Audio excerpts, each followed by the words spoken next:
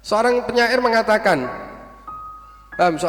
mengatakan, thamaniyatun tajri 'alan nasi kullihim wala budda an yalqa lahum thamaniyah. 8 perkara pasti semua orang akan mendapatinya. Pasti itu, wala budda an yalqa thamaniyah. Dan semua mereka pasti akan menemukan 8 perkara ini. Sururun wa huznun, senang dan sedih. Kadang senang, kadang sedih. Ente kalau dikirimi uang senang, kalau diparani orang tuanya pas rebuan senang. Kadang sebulan tidak dikirimi, sebulan tidak diparani, sedih. Paham? Kadang ente dapat nilai bagus senang, kadang ente dapat nilai jelek sedih. Seperti itu. Sururun wa huznun. Paham ya? Jadi ini semua adalah sunnatullah. Yang penting kita syukur sama sabar sama Allah subhanahu wa ta'ala. Sururun wa huznun wajtima'un wa furqatun.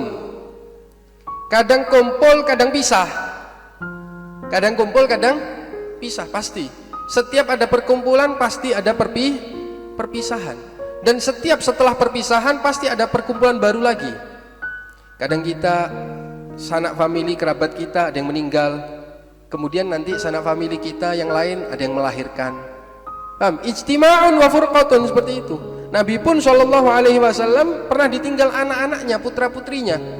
Seperti itu. Dan Nabi pun SAW juga ketemu orang-orang baru, para kekasih-kekasih Nabi Muhammad SAW. Ijtima'un wa furqatun, pasti ada itu. Wa yusrun wa usrun, kadang mudah, kadang sulit. Cari uang kadang mudah, kadang sulit. Ente tolabah kadang ngafalnya sulit, kadang ngafalnya mudah. Kadang mendapati ujian yang sulit, kadang mendapati ujian yang mudah. Itu semua adalah perintah Allah Subhanahu wa taala, qada serta qadarnya Allah Subhanahu wa taala. Dan yang terakhir adalah wasuqmun wa afiyah. Dan yang terakhir kadang sehat, kadang sakit.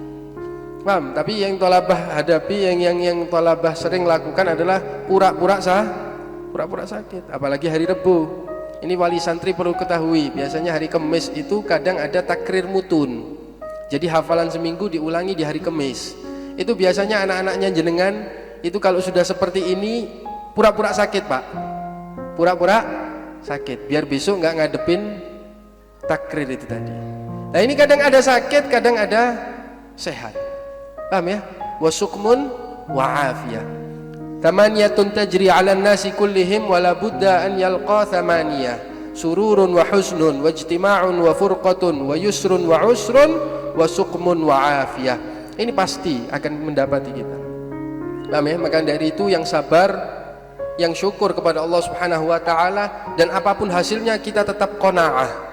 Kita tetap qanaah, merasa cukup. Pemberian Allah Subhanahu wa taala apapun itu kita rasa cukup. Paham? Jangan sampai merasa kekurangan. Paham?